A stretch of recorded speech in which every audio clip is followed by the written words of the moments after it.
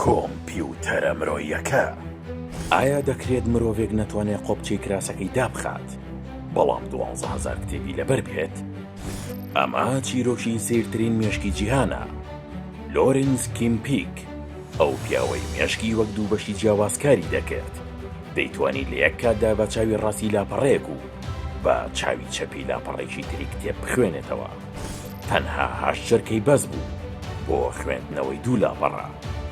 ئەو تەنها کتێبی نەدەخوێندەوە بەڵکو دەیپاراستن.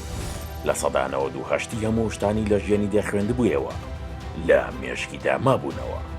لە ساڵی 1950 لەدایک بووە، هەندێک بە نەخۆش و هەندێکی دیکە بە کەم ئەندام و هەندێکیش وەک شێت ناویان دەبرد. سێر لەوەدایە تا تەمەنی 4 ساڵی نەیتوانیوە بە ڕێگادا بڕوات و قوتابخانەکانیش ڕاتیان کردەوە وەری بگرن. بەڵام لە تەمەنی 14 ساڵیدا هەموو پرۆگرامی ئامادەی تەواو کردبوو. لە ژیانیدا زۆر کەس دەچوون بۆ لای و پرسیاری ئەوەیان دەکرد ئاخۆ ڕۆژی لەدایک بوونەکەیان چەند شەمە بووە؟ ئەو ڕۆژەی ئەوان لەدایک بوون ڕۆژنامەکانمان شێتی سەرەکیان چی بووە؟ کیم بە هەموو وردەکارێکانەوە و ڕۆژەی بۆ باز دەکردنەوە. چیرۆکی ژیانی ئەو بوو بە هەوێنی فیلمی ڕاینمان و خەڵاتی ئۆسکاری بردەوە.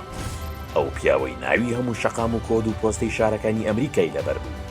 لە ساڵی 2009 کۆچی دوایی کرد، بەڵام سەلماندی کە زیرەکی مرۆڤ هیچ سنوورێکی نییە. ئایا تۆ پێت وایە مێشکی مرۆڤ چەند توانای تری تیادایە کە هێشتا نەماندۆزیوەتەوە؟